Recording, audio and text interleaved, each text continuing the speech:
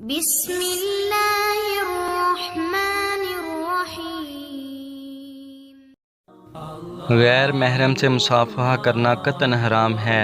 رسول اللہ صلی اللہ علیہ وآلہ وسلم نے فرمایا، کسی آدمی کے سر میں لوہے کی کیل ٹھونک دی جائے، یہ اس کے لیے اس بات سے بہتر ہے کہ وہ ایسی عورت کو چھوئے جو اس کے لیے حلال نہیں۔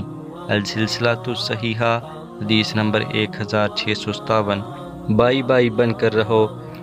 نبی کریم صلی اللہ علیہ وآلہ وسلم نے فرمایا، بدگمانی سے بچتے رہو، کیونکہ بدگمانی کی باتیں اکثر جھوٹی ہوتی ہیں۔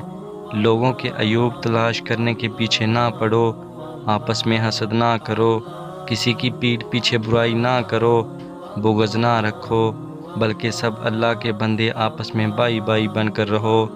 صحیح بخاری حدیث نمبر 6064۔ رسول اللہ صلی اللہ علیہ وآلہ وسلم نے فرمایا، میرے حوض کی مسافت 1 مہینے کی ہے، اس کا پانی دودھ سے زیادہ سفید ہے، اس کی خوشبو مشک سے زیادہ عمدہ ہے، اس کے پیالے جگ ستاروں کی مانند ہیں، جو اس سے پانی پی لے گا پھر کبھی پیاسا نہ ہوگا۔ صحیح بخاری حدیث نمبر 6579۔ رسول اللہ صلی اللہ علیہ وآلہ وسلم نے ارشاد فرمایا، جو شخص میرے نام سے وہ بات بیان کرے جو میں نے نہیں کہی تو وہ اپنا ٹھکانہ جہنم میں بنا لے۔ صحیح بخاری حدیث نمبر 109۔